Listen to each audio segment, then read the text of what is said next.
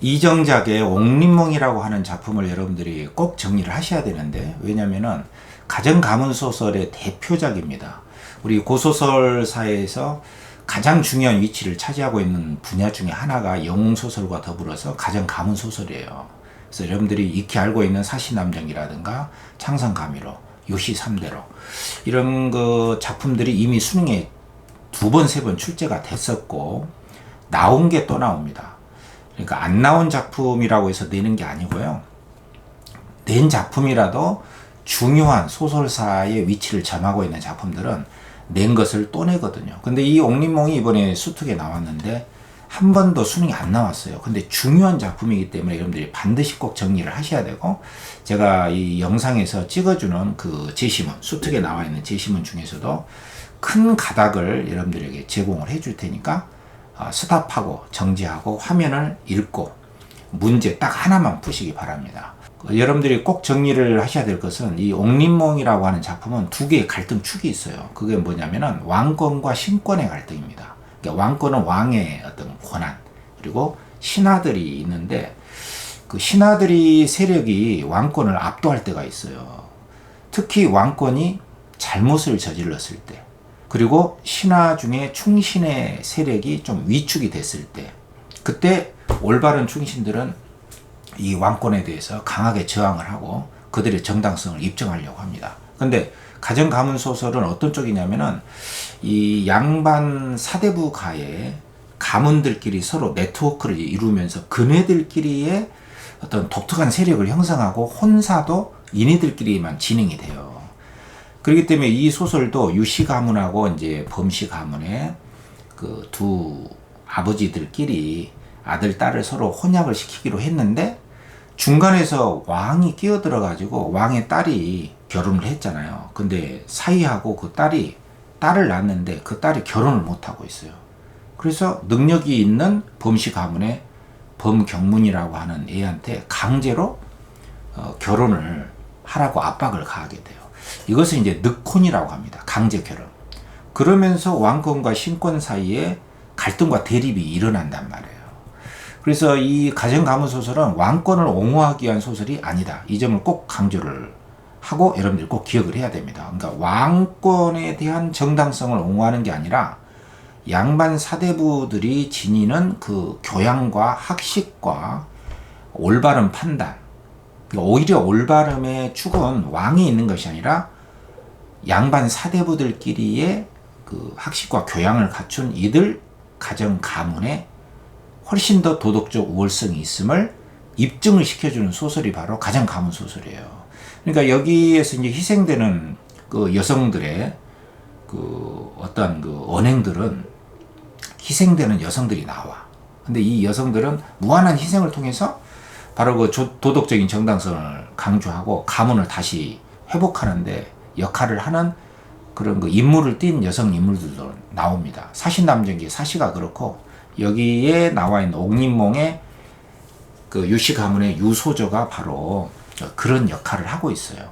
그래서 여러분들 이런 사실을 좀 염두에 두고 제시문을 보고 제가 낸 딱 한 문제, 그것만 한번 풀어보시기 바랍니다. 자, 여러분들이 이 화면을 확대시켜 놓고 이정작의 옥림몽에 대한 이 해제라든가 혼사 장애 갈등이다, 뭐 요런 이야기나 전체 줄거리도 한번 이렇게 한번 읽어보세요. 이게 도움이 될 겁니다. 전체적인 이야기를 알고 있으면 조금 도움이 되죠. 물론 문제를 푸는데 결정적인 것은 아니에요. 결정적인 것은 이 제시문을 정확하게 읽어내는 데 있죠.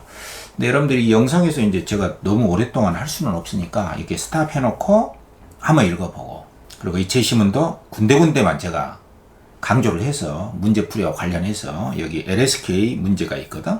여러분들 이 LSK 문제를 잘 푸셔야 됩니다. 이것만 이해하고 있으면 다른 응용 적용 문제를 풀 수가 있거든요. 그게 이제 여러분들에게 아마 도움을 주는 요소가 될 겁니다.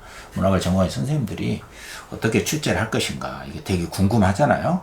자, 여기 보면은 유다미가 이제 자기 딸하고 범질의 아들 경문하고 결혼시키기로 약속을 했단 말이야. 근데 이제 아버지들이 다 죽어버렸어요.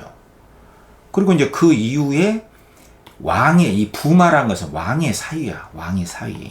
자, 이거 너무 자세하게 제가 설명할 수가 없으니까 여러분들이 전체적으로 한번 읽으셔야 됩니다. 이 여씨라는 왕의 사위가 이제 딸을 낳았는데 그 딸이 결혼을 못 한단 말이에요. 그래서 이 자기의 왕의 사위인 딸, 그러니까 왕의 딸의 딸이 되겠죠. 이 교란을 범경문하고 강제로 혼인을 시키려고 하는 거야. 근데 이제 처음에는 왕도 이게 내가 왕인데 너무 혼사를 강요해서는 안 되지 하는 어떤 윤리적인 어떤 양심이 있었어요. 여기 보면은 이 부마가 왕의 사위죠. 범공자의 그 뛰어난 능력을 듣고 이제 혼인을 요청을 했는데 거절을 당했어. 그리고 이 공주가 이게 왕의 딸이야.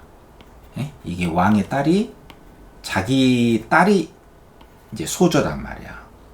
자기 딸이 또 범경문이를 굉장히 좋아했어요. 능력이 있다고 하니까. 근데 왕의 딸이 자기 딸의 그런 모습을 보고 안타깝게 여겼죠. 아, 내 딸이 저 범경문이를 좋아하는데 그 집에서 거절을 했네? 그래서 계속 자기 아버지한테 사이도 말하고 왕의 딸이 계속해서 이야기하는 거야. 왕이니까 강제로라도 좀 혼약을 좀 해달라. 그러니까 황제가 여기 보면은 양심이 있단 말이야. 어찌 임금의 명령으로서 아버지의 명령을 어그러지게 할 수 있겠느냐. 이 아버지의 명령이라는 것은 이 병경문의 아버지죠. 살아생전에 유씨 소조하고 결혼을 하기로 했는데 그러면 안 되지. 그러니까 양심의 어떤 그 왕의 양심이 이때는 살아 있었어요. 근데 그 이후에 이거 보세요. 이거 쭉 읽으세요. 예, 계속 자기 딸이 범경문하고 결혼을 하게 해달라. 이런 말을 하니까 여기 보면 황제가 어쩔 수 없이 이제 허락을 하게 돼. 자기 딸이 워낙 계속 부탁을 하니까. 그래서 조정회의에서 내가 친히 중매가 되겠다. 우리 딸의 남편을 소개 좀 해라. 이렇게 명령을 내렸단 말이야. 그러니까 조정의 모든 관리들이 바로 범경문이를 추천을 하는 거야. 그러니까 황제가 매우 기뻐서 혼인을 이루게 하라. 이렇게 했는데 범경환이라고 하는 것은 범경문의 형입니다. 이 형이 지금 벼슬을 하고 있거든. 그래서 머리를 조아리면서 여기 니은에 보면은 신의 아버지가 생시에 고승상 유담으로 하여금 이미 결혼하기로 약속했습니다. 유소저하고. 폐하의 명령이 엄하시지만 이제 돌아가신 부친의 약속을 어긴다는 것은 인간의 자식으로는 참아 못합니다. 이게 바로 신권의 근거에서 왕의 명령이지만 혼인은 그렇게 강제로 안 됩니다. 이 말을 하는 거죠. 그러니까 여기서 황제가 말하기를 그러면 여씨, 자기 사위가 여씨거든. 근데 자기 딸의 딸이죠. 사위의 딸이단 말이야. 여씨를 아내로 맞이하고 첫째 부인으로 과거에 급제한 다음에 유씨, 원래 결혼하기로 했던 그 유소저를 둘째 부인으로 맞이해라. 하니까 병환이 이제 저희 동생이 학문이 짧아서 만약에 과거 급제 못하면 어떻게 됩니까? 그러니까 황제가 디귿에서 경의 아우는 그럴 사람이 아니야. 과거 급제해. 너무 걱정하지 말고 물리치지 마라. 이렇게 강제로 결혼을 시킨단 말이에요. 이게 왕권의 힘으로 밀어붙이는 거잖아. 이걸 늑혼이라고 합니다. 늑혼. 그래서 이 부분이 바로 여러분들 꼭 기억하셔야 됩니다. 왕권과 신권의 갈등이 심화되고 있는 부분이란 말이에요. 요 점을 꼭 기억을 하셔야 됩니다. 그러니까 일이 이렇게 되니까 유씨 집안의 그 유소저의 엄마죠. 정부인이 야, 여씨가 이제 들어오면은 너그러우면은 좋지만 그렇지만 여씨가 의기양양하게 와서 상대방을 혼란에 재난에 빠뜨리게 된다면 너의 일생이 얼마나 가련하지 않겠느냐. 자기 딸이 이제 둘째 부인이 돼서 압박을 당할까봐 걱정을 하는 거죠.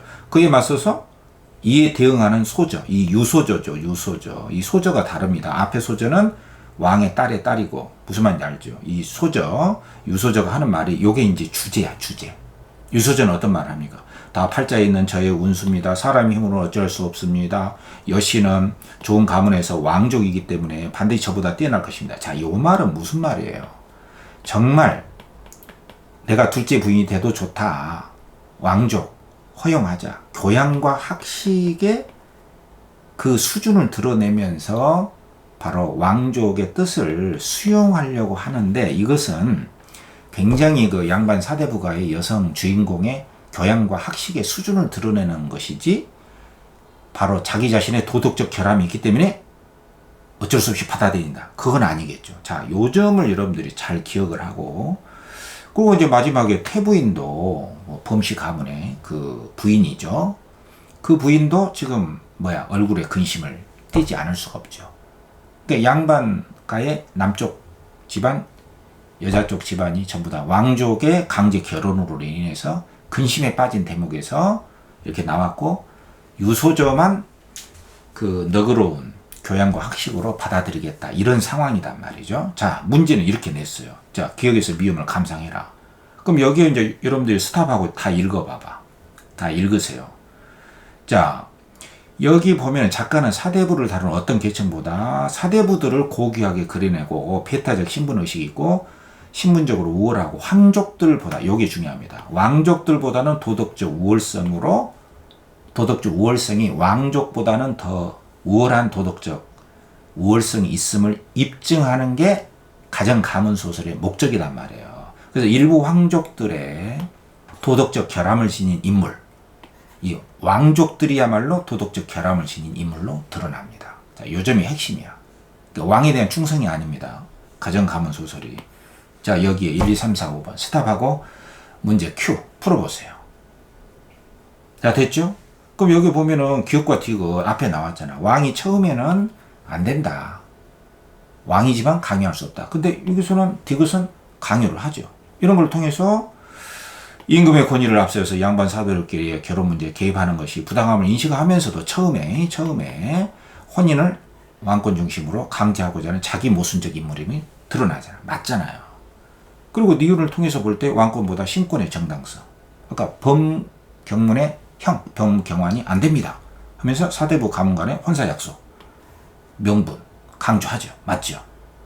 그 다음에 니을은 혼사를 받아들여야 될 처지니 여시의 성품이 안 좋을 경우에 생길 환란을 떠올리면서 황실에 대한 부정적 인식이 있음을 강조한다. 자, 요 니을은 소저의 말이 아니라 이제 이 선지를 통해서 볼 때 이 니을이 뭡니까? 유소저의 엄마의 말이죠. 여기 나왔잖아. 이 니을이. 그러니까 이 엄마의 말을 통해서 볼 때는 이 들어오게 되는 이 왕족의 그 여씨의 딸 여소저가 행실이 안 좋으면 어떨까라고 하는 왕실에 대한 부정적 인식이 있음을 알 수가 있죠. 이거 맞는 이야기단 말이야. 그 다음에 마지막으로 이게 이제 우리의 유소저의 말인데, 유소저는 내가 받아들이겠다. 그러나 받아들이게 된 이유가 왕족, 아마 성품이 좋을 것이다. 가문 변경과 성품 일치됨을 강조함으로써, 그러나 받아들인다는 것이 뭐예요? 자기 사대부 가문의 도덕적 결함으로 인해서 혼사를 수용할 수밖에 없다. 이런 게 아니라 도덕적 결함은 누구한테 있다? 황족에게 있는 것이죠. 요런 게 바로 인과의 오류로 출제하고 있는 평가원식의 문제입니다. 이게 무슨 말인지 이해됩니까? 도덕적 결함은 누구한테 있다? 왕실에 있는 거야. 양반 사대부의 교양과 학식을 갖춘 자기한테 있는 게 아니란 말이에요. 자기는 잘못이 없어도 이것은 내가 받아들일 수 있는 교양과 학식을 갖춘 게 바로 양반 사대부가의 가정 가문 소설의 여성 주인공의 입장이다. 무슨 말인지 이해되죠? 도덕적 결함이라는 것은 양반 사대부 것이 아니다. 그래서 이게 틀려서 답이란 말이에요. 그러니까 출제의 타당도가 있죠.